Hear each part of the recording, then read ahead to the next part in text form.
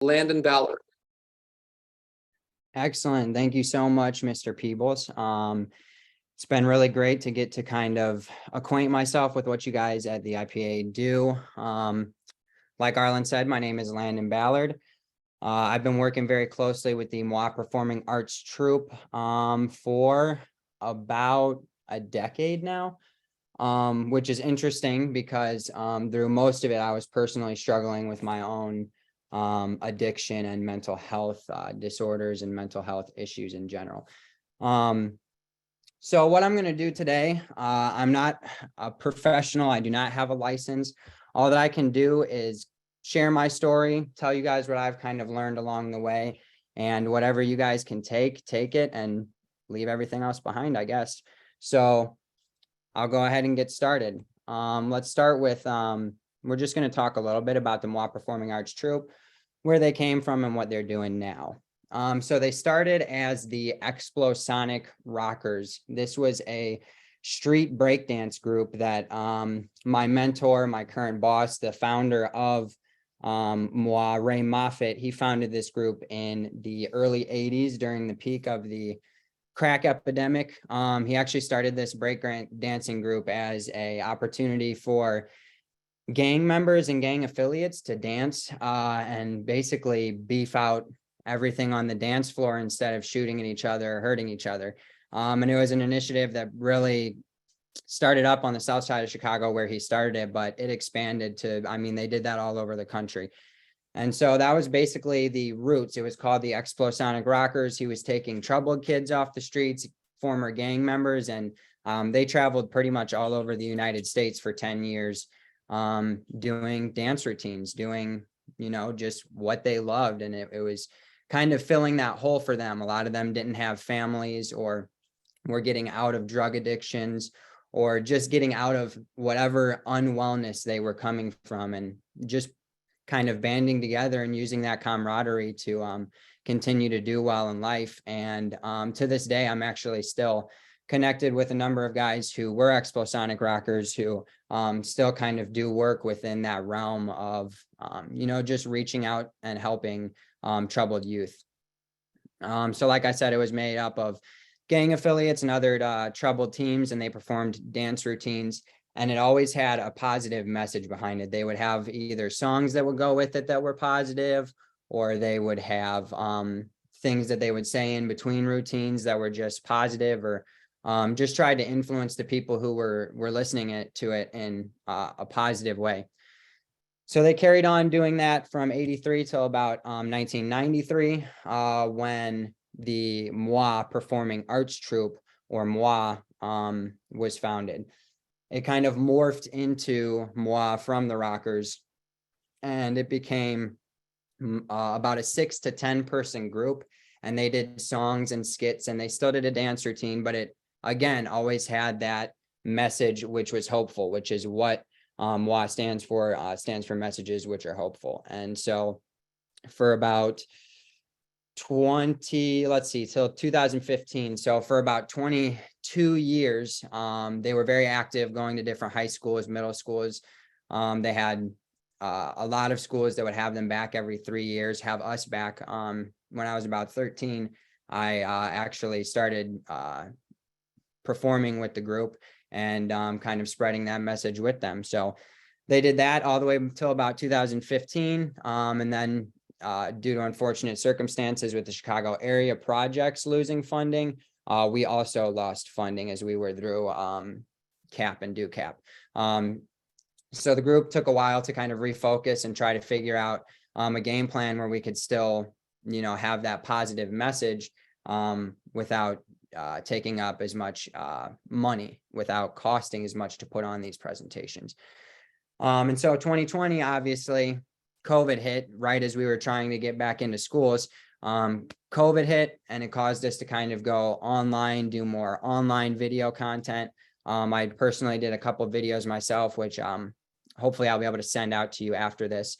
So you guys can kind of have some idea of what that content looked like, but basically just things from the motivational side of things, just kind of sharing my story a little bit, but really just trying to put something good out there into the world. So that's what we did. basically in 2020, post-pandemic, back in schools now, and we're presenting, it just looks a little bit different. So I still do presentations. I just do them with my wife. So I'll get into kind of my background here in a second, but basically the presentation is just us telling our stories, and again, telling our experience, kind of what we have learned through living life, for me as an addict, and for my wife as somebody who grew up around addicts, who grew up around people dying from overdosing. And so they kind of get to see both worlds. And so that's kind of where we're at with the post-pandemic world, or as post-pandemic as it's gotten so far. We're now back in schools presenting. So that's kind of just a very brief, quick background on the troupe. Myself, I was born in 1999. I'm 23 years old. I was raised in a home with 7 siblings, so there was 8 of us. My father was in the Navy for 21 years. And so until it was a little bit before I was 10, I believe, is when he was discharged. But up until then, just lived a very kind of crazy, moving around all the time. Dad wasn't really home very much. Mom had a lot of kids to wrangle. And so it was a little bit of very interesting, but kind of crazy childhood. That being said, I wasn't the kind of kid that you would have thought would have gotten into the things that I ended up getting into. I was raised in a home where I was taken care of. I had a place to sleep. I had parents who loved me. But as you see throughout your life, that only plays into your decision so much. You ultimately are the one that calls all the shots, and your students, you guys as educators, if something's going to change within you, that's going to come from you. That's not going to come from something outside. Just like if you're going to start something, that's going to come from inside, not from something outside. So I'd struggled with bipolar.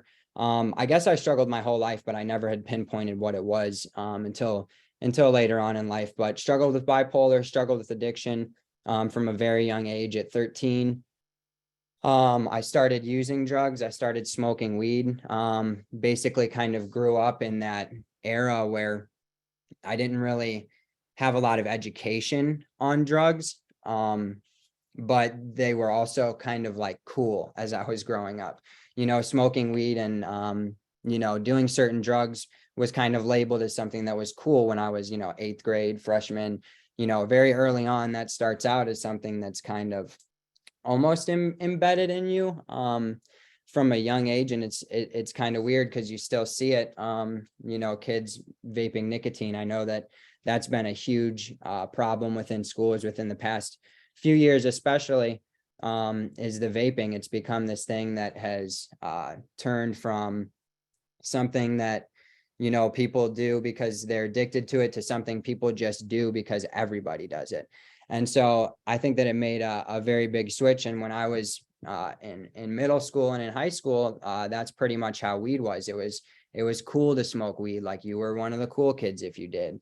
And that combined with a lack of education on what I was really getting myself into, kind of started me down a path where I was becoming too comfortable with not being sober, I would say. Like, whether you agree that weed is a gateway drug or not, weed takes that level of normal and raises it up, even if it's just a little bit. And then when you're not high, you're going to be reaching for that level of normal again. And so it started this process within me where my perception of reality was warped because of the drugs that I was taking, and the endorphins and the everything that I was releasing into my brain, the dopamine that I was releasing into my brain, and allowing myself to get started in the cycle, even though I had no idea what I was kind of getting into. By age 15, a lot of my friends were being prescribed medications for ADD or ADHD. And not that there's anything wrong with being prescribed medications like these, but oftentimes kids who were supposed to be taking them wouldn't be, and they'd be selling them to kids who shouldn't be taking them. And so at about the age of 15 is when I started popping pills at school with my friends, because somebody would always have some. And it seemed like that was also like another time where it became almost normal to see kids taking Adderall, and like there were a lot of kids who had to take it. You know, they were scheduled throughout the day. You have to take your medication during these times. And so it almost made it more normal in my mind, even though I didn't know the difference between being prescribed something and use something recreational. It was, the line was blurred before I was educated on how things work and what it was doing to my brain. And so at about the age of 15, like I said, I started popping pills. And then again, that just started pushing me further along down this road of what's next, kind of. In a way, I was always chasing that first high, but in another way, I was also looking for a different one, looking for something to do something different, because little did I know, but from 13, those drugs were helping me curb the feelings that were coming out naturally, those bipolar feelings, even sadness, anger. They say that you have to feel the full spectrum of life, the highs and the lows. And by 15, when I started popping pills, I had basically figured out how to avoid the negative and avoid the things that I didn't want to deal with. And so at age 15, I started popping pills, and it just progressed there. By 17, you know, somebody showed me cocaine for the first time, and then it was just like, you know, super Adderall. And I know that that sounds kind of raw or rough, but like that's basically how the things process in your mind when you accept it little by little. From 13 to 15, I was smoking weed. And then by the time that I had been smoking weed for a couple of years, it didn't seem that far off to pop a pill. And then by the time I'd been doing that for a while, why not just snort a little cocaine instead of waiting for a pill to hit? And so at age 17, I was already thinking like an addict. I was already thinking like someone who was obsessing over some sort of substance. However, I didn't even realize that. I always told myself that I wasn't an addict because I had seen worse. We always think that if there's somebody that's worse, then we're okay. When in reality, I don't think we're ever okay. There's always work to be done. There's always ground to be had. And so at the age of 17, just in complete denial of who I was and the things that I was doing. And partially it was because at 17, I was very high functioning drug addict. I was a starter on my high school basketball team. I graduated with a 3.75 GPA, and I had a full-time job all the way through high school because I was homeschooled the last 3 years of high school, so I could focus on sports. But I ended up just using all my free time to get deeper and deeper into the life that I was choosing instead of the life that was supposed to be for me. So at 17, I thought I was okay. I had a job, I had a girlfriend, I had a spot as the starting shooting guard on our basketball team, and life seemed pretty good. And then it was like all at once, my brain started telling me it wasn't okay. And I started to really deteriorate mentally. And by the time I graduated high school, I was completely depressed, very addicted to pills. Ecstasy at this point had become my drug of choice, and I was taking them every day, smoking weed every day. And by 18, I had been in and out of multiple outpatient. I'd been in inpatient rehab, and every time that I'd gone, it had just been for somebody else. It had been because mom told me I had to go or she was going to kick me out, or because my girlfriend broke down crying because she caught me doing drugs again. And so I never really did it for myself. I was always doing it for somebody else. And we know that that's key for changing, is you have to do it for you. You can't do it for anybody else, because that'll fail you every single time. And so in and out of rehab from basically 17 to 21, there were a couple of jail stays in there, which are unimportant. Just you get caught up in the lifestyle that I was living, and the consequences continue to get bigger and continue to get bigger. And I remember when I got out of rehab the last time before May of 2020, I was still trying to convince myself that I didn't have a problem. I was still trying to convince myself that because I wasn't that guy on the corner asking for money, that I was okay. And then I looked back at my life and realized that for the past 2 years, from about age 19 to about 21, I was homeless, sleeping on people's couches. I just didn't see it as homeless because I only had to sleep on a park bench maybe a dozen times. But my life had become completely unmanageable.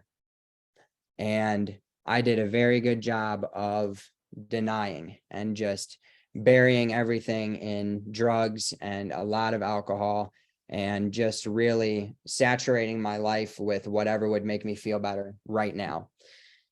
And so until about 21, at this point, I had been living with my girlfriend, Amaria, who you will see in the upper right here, I'm married to now, hiding my drug use from her, hiding a lot from her. I had been living with her for a few months, and on May 11th, I got arrested for the final time. I'd been in a fight with somebody and gotten my jaw broke, and it was very serious. And I remember sitting in the hospital bed, and I remember saying to myself that I can keep doing this, I can keep pushing down this path, or I can get sober, and I can look at this mountain that I'm sitting at the bottom of and know that every single step is a win because I'm not doing what I was before. And if I keep doing what I was doing before, eventually I'm going to die. And I knew that in that moment. I really knew that eventually, if I kept doing that, I was going to die. The consequences just kept getting worse and worse and worse. And I knew that they weren't going to get any better. You know, they tell you one thing in 12-step programs, and it's that the only end to drugs and alcohol are jails, institutions, and death. And death was the only one I hadn't checked off yet. And so I knew that at some point, if I kept doing what I was going to do, I was going to die. And so I made that decision May 11th, 2020, to get sober. And it wasn't easy. It's been a lot of outpatient, inpatient, 12-step, working with family, working with my higher power, and just really trying to dig heels in. And we'll kind of go through more of kind of what got me through it. But more than anything, it was just talking. I started to just simply talk to people about how I was feeling, what I was going through. I was always that person in denial of what was going on, saying that I can handle it, I can do it, nobody understands me.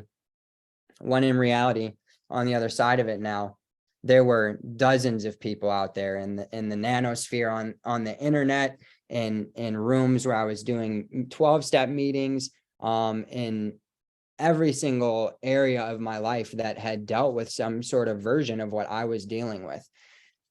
And so it was then that I realized that I had a story to tell. And it was also when I realized my story is important, but my story is not unique.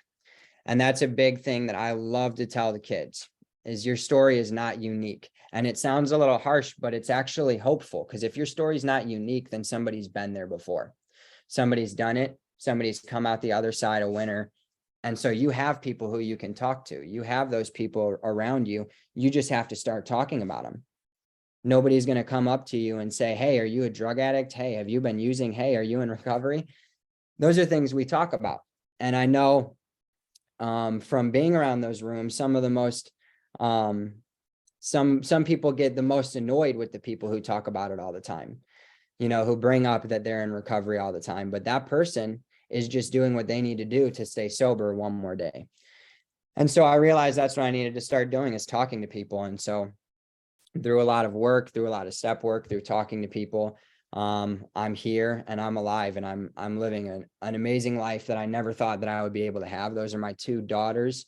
Also there on the PowerPoint, the older one is B, and she is a year and 4 months. Her name's B Ballard, and sitting on her lap is her sister, Olivia. And I married my wife. I married her sober, and I never thought that I would do that. And so I'm just really getting to have another shot. I love to tell students, like, you have a chance right now, but you don't know how many more you have. And you only get as many as you're given. And you don't get to know how much that is. So take every single chance that you have and do the absolute most with it and go the furthest with it.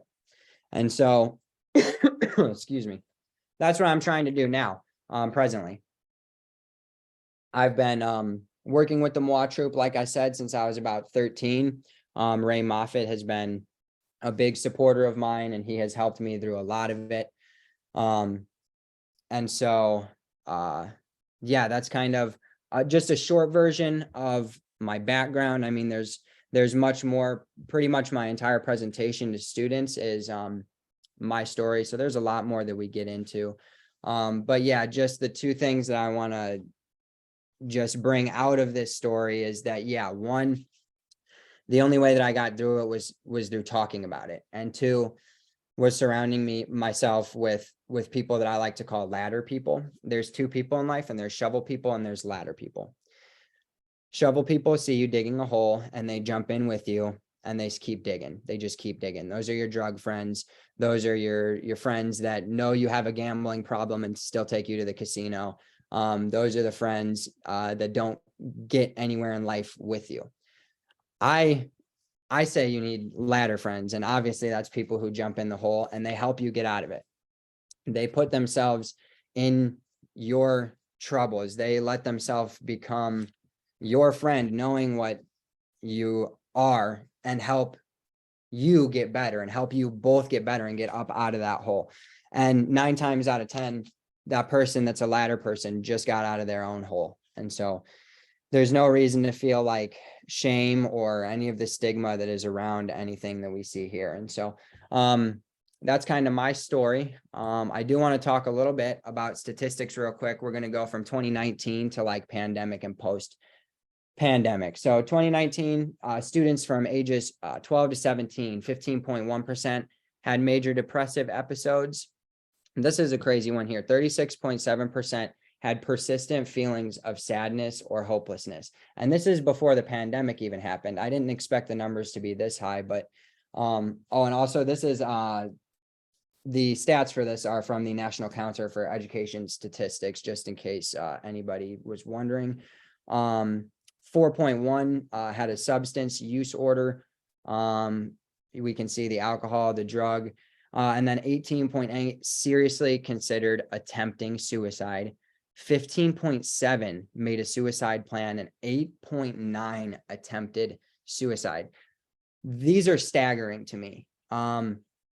Through doing a lot of this research, I thought that we would see a lot more with anxiety, a lot more of the repercussions from anxiety, because that's been a big focus in the mental health world lately, is anxiety. But we see here that depression, even in 2019, is still attempting to take lives every single day, I'm sure.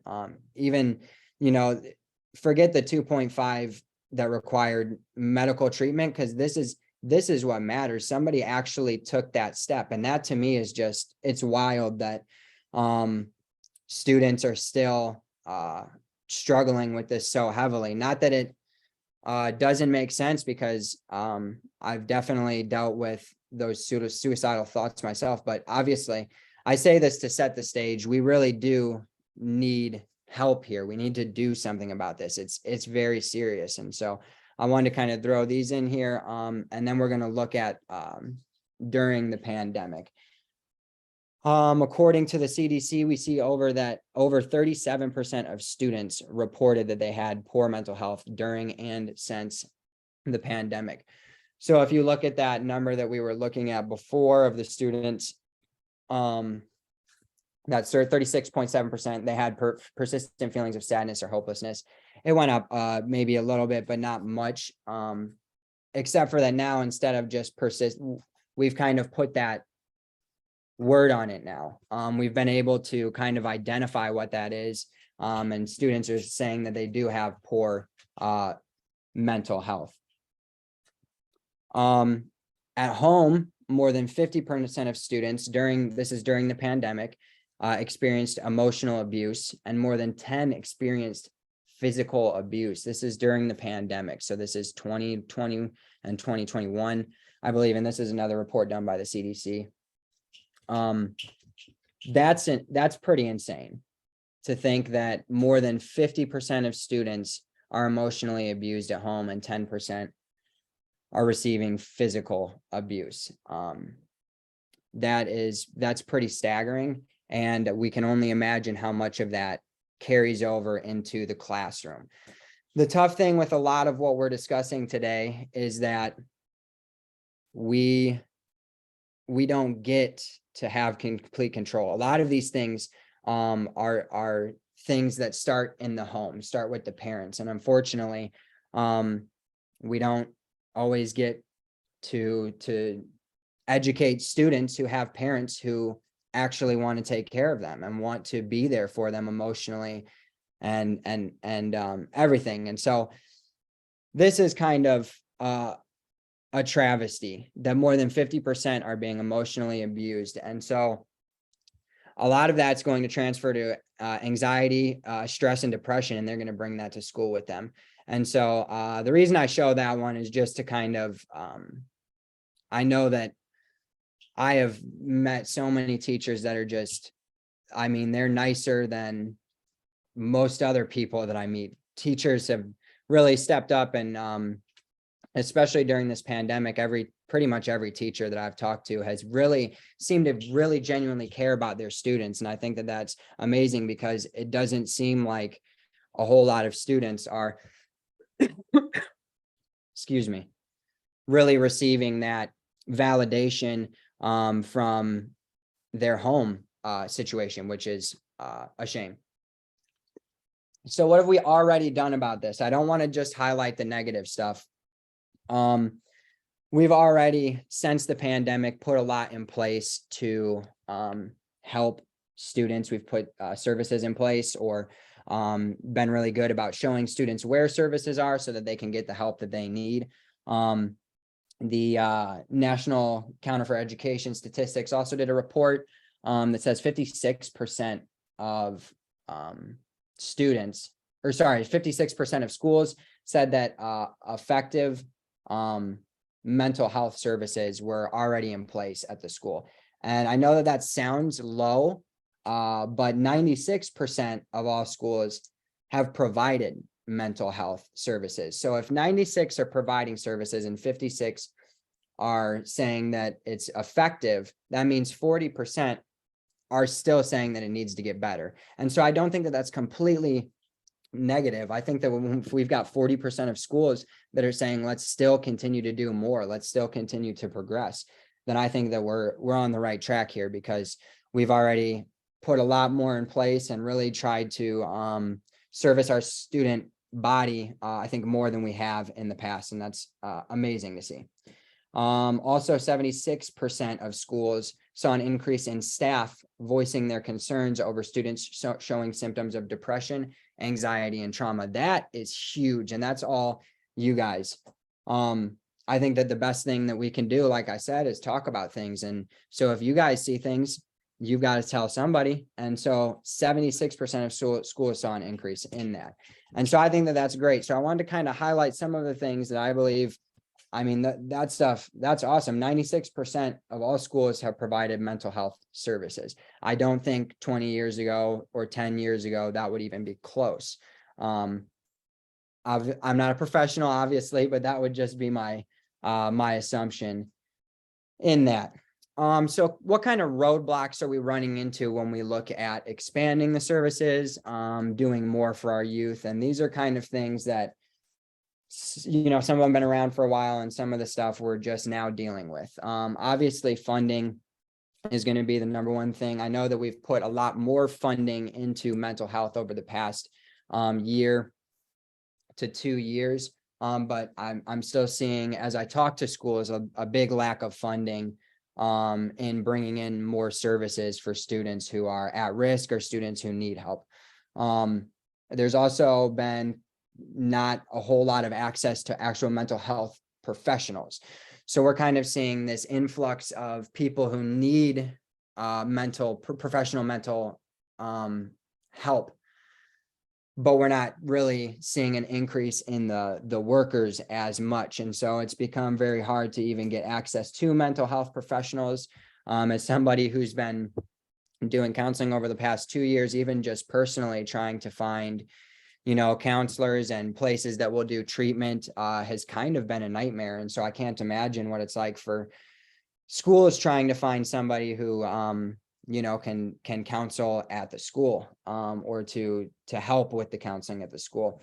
And then the other one, which is similar, we've got an overload at the schools of cases, and we are understaffed at the schools. And so I don't think that there is quite enough people to go around for the cases that we're dealing with, or at least that's what I have been seeing and hearing as I've been talking to students and faculty.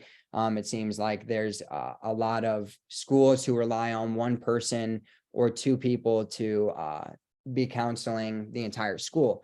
And whereas I take my hat off to those people, they're not doing what they should be able to do. They're not, you're not getting out of those people what they can give. You're getting out a little to each student. And so that's something that I have also seen, just kind of going through, going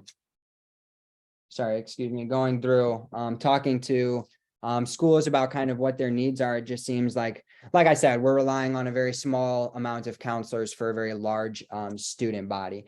How I propose to fix that, I don't know what we would do. We need to get more counselors within the school, though, to take care of students, or we need to develop better relationships with counseling agencies outside the school where we can still give them something if we can't give them counseling. All right, so next I want to talk about anxiety and depression, which is probably the biggest, well, not probably, they are the two biggest kind of things that we're dealing with students and with ourselves, really. Anxiety has been a main focus in youth mental health since the pandemic. Back in 2016, kids from 3 to 17, only about less than 9% reported ever having anxiety or depression, whereas in 2020, kids 3 to 17 reported anxiety and 12% of them reported having anxiety and depression. That's according to the Population Reference Bureau. They did a report on that. And I would have to assume that here in 2022, those numbers have not gone down. They would probably have gone up. I wasn't able to find anything for this year, but I would have to assume that we're up higher than 12%. But that just shows it hasn't gone away yet. We're still dealing with this. We're still trying to find different ways to deal with it. Anxiety is described as feeling nervous, restless, or tense. And I wanted to kind of define that because I think that it's something that a lot of times we kind of look at as not a big deal. You just have anxiety and it's okay. You can still make it through the day. But to me, feeling nervous, restless, and tense is something that would be really difficult for me to, make it through the school day. And so I think that there is a lot packed within that, but essentially every kid's going to learn different. Every kid is going to be a little bit different, act a little bit different. And so just giving, in my opinion, giving grace and giving the benefit of the doubt. Maybe that kid does have an anxiety problem. Maybe that kid has ADD that's undiagnosed, but for whatever the reason it may be, I definitely do feel like that's a big one, that it becomes very, very difficult to still function properly within a school when you're dealing with anxiety constantly. Depression, obviously, like we looked at earlier, suicide rates are just pretty crazy. Depression is something we've been dealing with for a long time. Depression is a mood disorder that causes a persistent feeling of sadness or loss of interest. This is a big one that interferes with school a lot. Both of these, anxiety and depression, are also very closely kind of related with mental health disorders, or at least associated with one or both. ADD, ADHD, that's very closely linked with anxiety. bipolar, borderline personality disorder. Those are depressive and anxiety. Those ones have the highs and the lows. However, sorry. Anxiety and depression. I'm sorry, I lost focus there. Okay, depression, sorry. In 2021, the Mental Health America, they reported 10% of kids 3 to 17 reported severe major depression. So that was 10% in 2021. And just 5 years previous, it had only been 3.2% of kids between 3 and 17. So again, that shows that whereas we have been putting a lot into this, trying to promote better mental health, trying to promote, fixing this epidemic of anxiety and depression and just this mental health epidemic in general, it is still proceeding, and there's still more work to be done. And so I want to talk about addiction for just a little bit. Addiction is growing at a rapid pace right along with anxiety and depression. Oftentimes, also when we are dealing with an addiction causing dramatic highs and lows, anxiety and depression are also a big factor in the relationship with whatever that substance is. Now, this is only showing ODs from ages 15 to 24. And the reason I do that is I want you to see that from 15 to 24, these are the people that are dying from using drugs. And you can see that we've dropped in recent times, but that only goes up to about 2019. So I know that I've talked to a number of school and police officials that have told me that some districts and some counties have even seen 2 and 3 times as many overdoses in the area since COVID hit. So, these numbers are drastically higher probably. However, the reason I show it to you is I want you to see this is between 15 and 24, they're overdosing. So that means that this problem probably started before they were between 15 and 24 years old.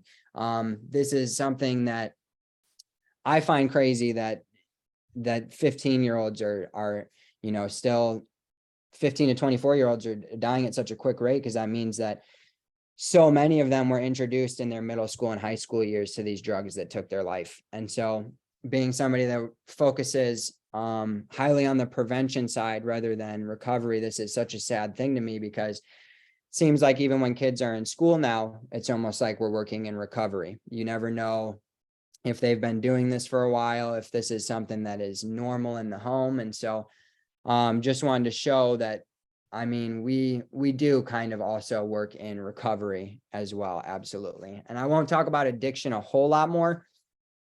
But I did want to kind of show that, because this is even just vaping, that starts that cycle of addiction, that cycle of putting something into your body to make yourself feel a way that you don't want to feel. And that starts very, very young, middle school, high school, sometimes even grade school. I have a very close friend who has been sober for a while now, but he started doing cocaine when he was 11 or 12 years old. And so I know, and that was 20 some years ago. And so I know that we all know this, but it's just good to see it, that this stuff starts very young still. Now, this isn't new. However, we kind of tend to see this as like something that's just happened. But those of us who anybody who really thinks about it, this can't be something that has just started. This is something that was dealt with, was not dealt with for many, many years, but that doesn't mean that it wasn't happening. I had somebody ask me the other day, are we a weaker generation now than the generation before us or before that? And while I would say that would make sense, because they didn't talk about it as much, I don't agree. I would say that we're more aware now of what's going on. And so we have better tools in place to deal with them. And there's not, even though, as we'll talk about, there still is a very big stigma around this. there's not as much as it used to be. Connie, just to answer your question, this is data from Illinois, yes. So as we see here, up to 13 or only 13% of Americans over 65, yet they make up for 20% of all suicides in the country. So they're only 13% of Americans, but they're 20% of all suicides. So we can see that these issues are still prevalent in senior citizens. And obviously, if they're prevalent in seniors, I mean, I've been looking at the data, and from the youth, it's very similar to adults. The youth to adult comparison is pretty much the same. But it actually goes up when we talk about seniors, because not very many of them are seeking professional treatment for what's going on. Like it says at the bottom, less than 3% seek professional treatment. 68% of these seniors reported knowing very little or nothing about depression, and 38% believe anxiety and depression are not even health issues. Now, we know that that's not true. We know that mental health is real health. And so we know that that's not true. But why are these numbers so high? Why do seniors not know anything about depression? And it was because they grew up around that stigma of not talking about things. They grew up around the time where they were just told to bottle things up and not talk about it because it makes you seem weak, or people didn't want to hear it because that's baggage or whatever it was. They didn't really talk about it. They didn't really deal with it. They just moved on in life and tried to just, for lack of a better way to say it, I do believe that most of them just tried to pretend that it wasn't happening, that they weren't depressed or that they weren't anxious, because there wasn't any services in place to actually help them and to actually service what was going on with them. And so a lot of them never learned about depression or anxiety, and a lot of them don't even believe that it's, like I said, a real health issue.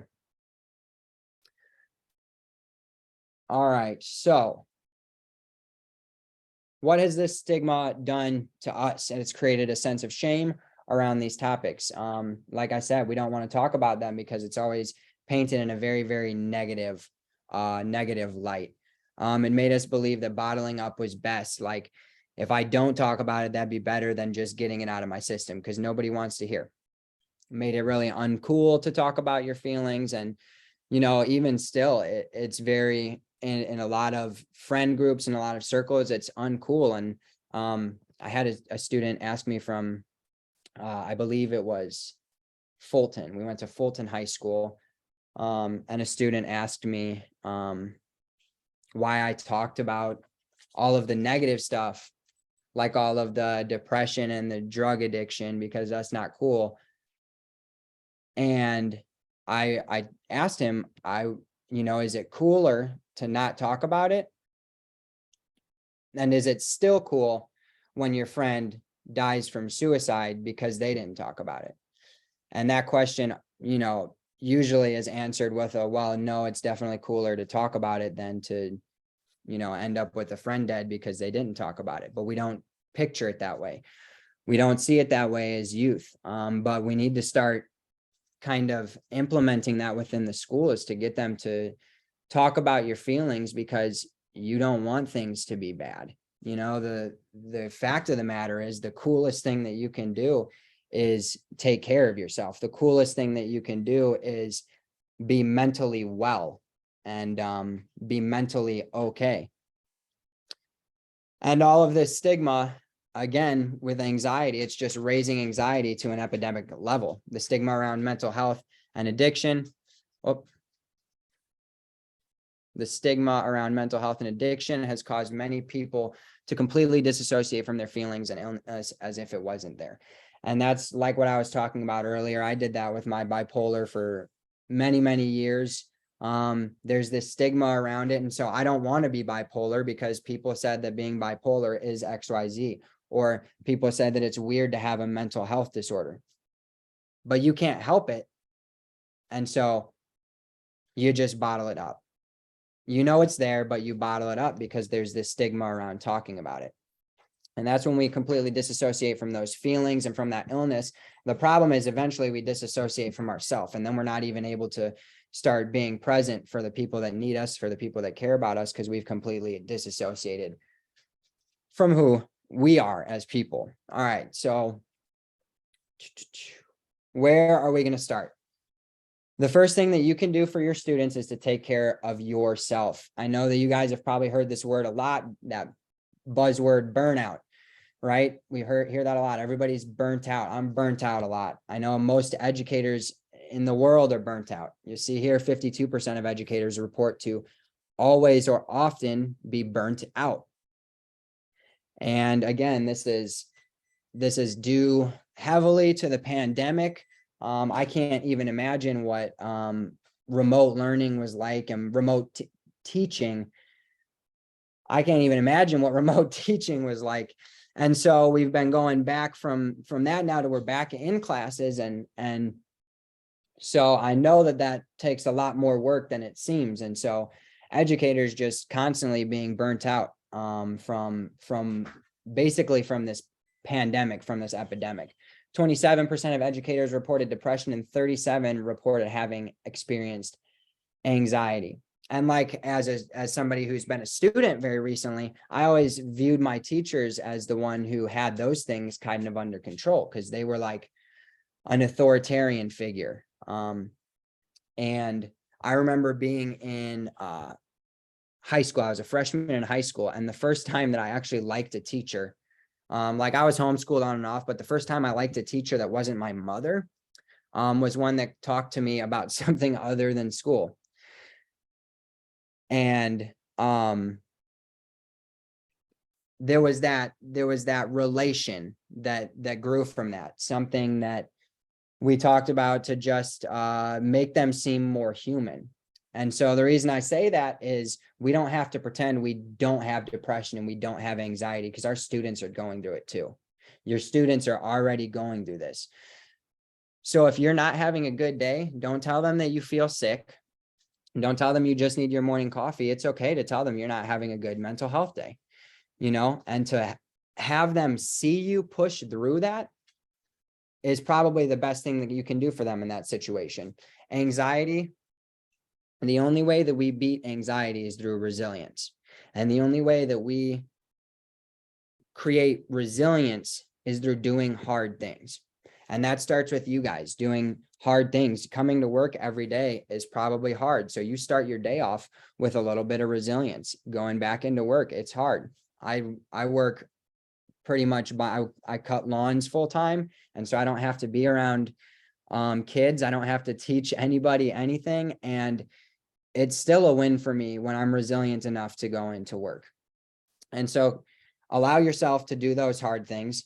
And like I said, getting help for you comes first, because you can't pour from an empty cup.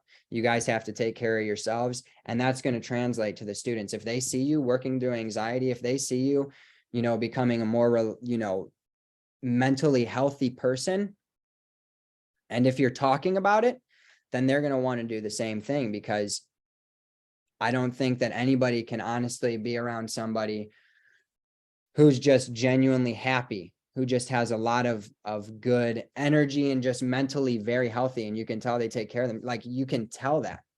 You don't have to be told this person has good mental health. You pretty much know that based on your experience with that person. And so be that person for students, not that person that's just never fazed by anything, but the one that builds resiliency by going through those hard things, knowing that you can handle it. That's the other part. It's not saying that you'll be okay, but you can handle it. It's going to be hard. It's going to be tough, but you can handle it. So get help for yourself first. So some things that I want to run through real quick. We've all seen, these are just signs. If you're dealing with a student and you want to know, when to say something, when to step in, these are all really basic things. We'll go through them real quick. Being sad or withdrawn.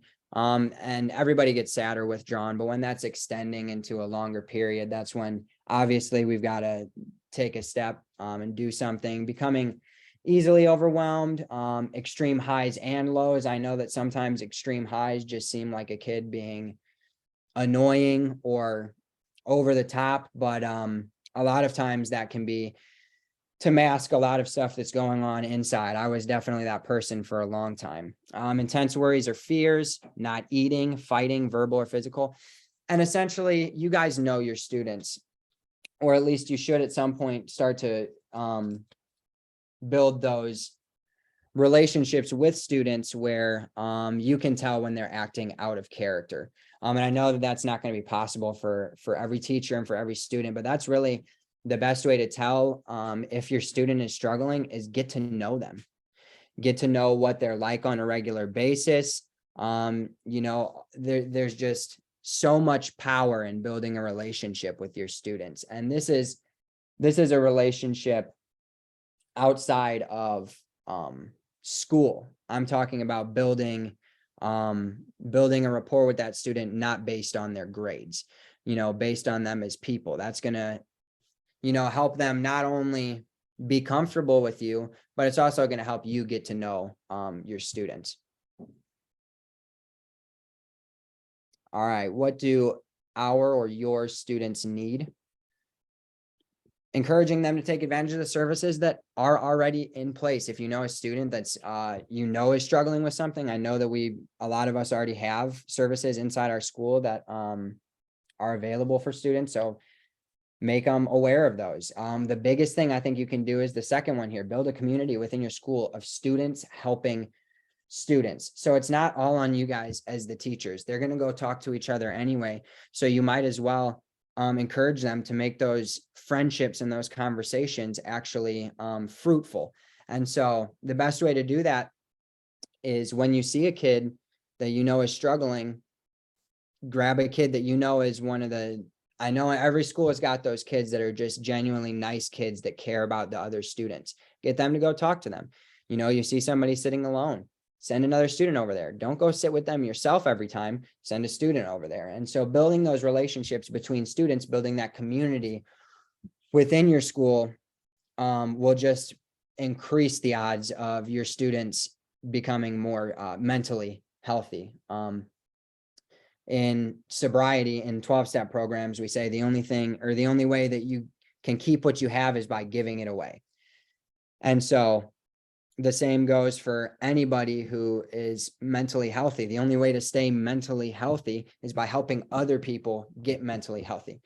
So encourage our students and your students to do that.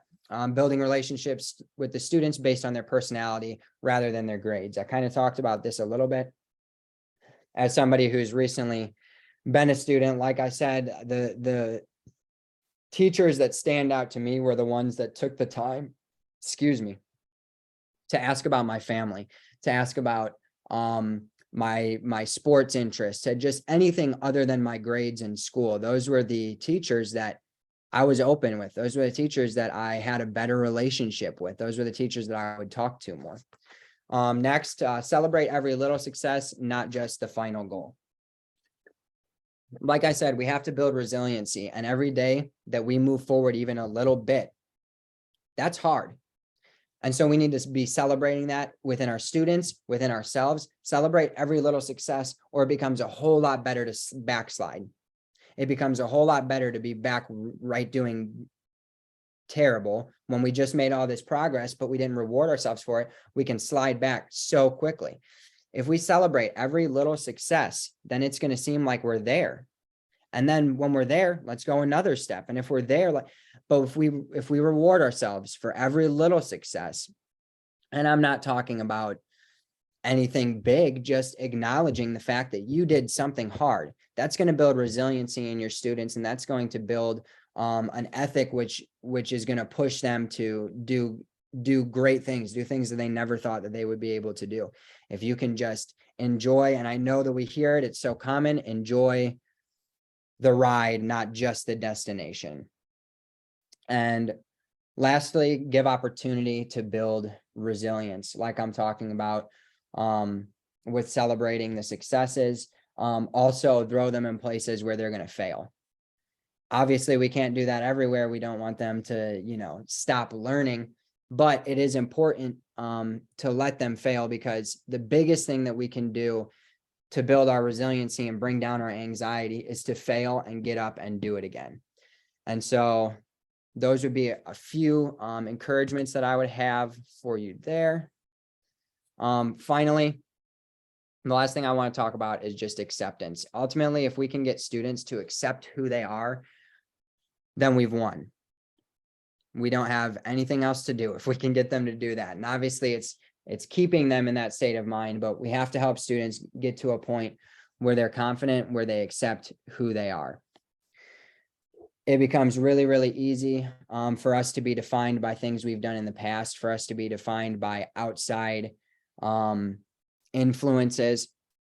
But if your students can become comfortable with who they are, confident with who they are, and accept who they are, that's the only way they can actually move forward. Nobody really gets to move forward if we don't accept who we are. Build a community and an environment where students can talk to you and other students. School is supposed to be a place where we can dream and where those dreams are developed and where we get to see things come to life in our life. School should be a safe place. And I'm not saying that it's not, but if we can continue to build those environments where students, maybe going to school is still a hard thing for them, but they know when they get there, they're going to improve. They're going to do something that day, that it's an environment that encourages each other. And I know that's a lot easier said than done. And I wish that I could come to every single one of your school and talk to your students. And I definitely would, but that is the core of what we have to do as educators, is build that community where students talk to other students, where students talk to you. You know, all of those other services that we also need,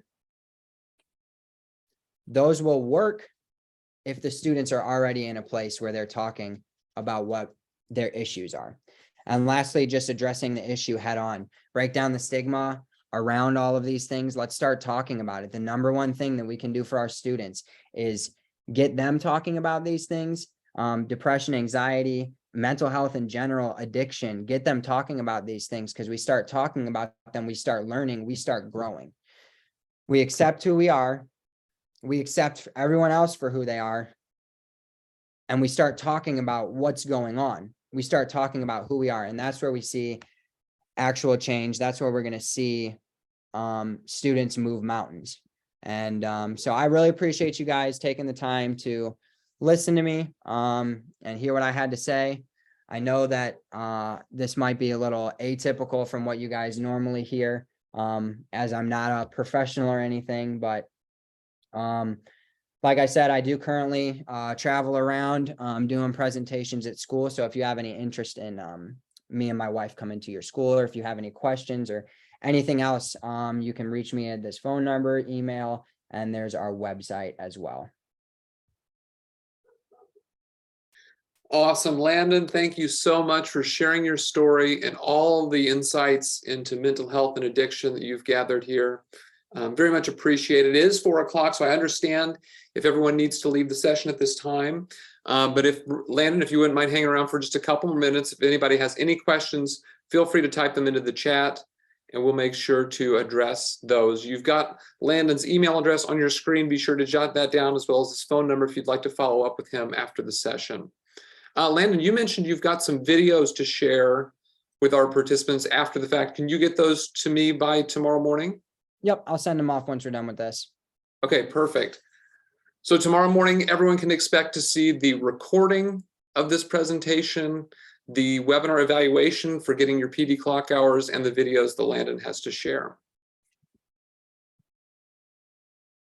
All right, I don't see any questions in the chat, so everyone is free to leave the session. If you hover down at the bottom of your screen, the big red leave button should pop up. You can click that, and that will log you out of the session for today.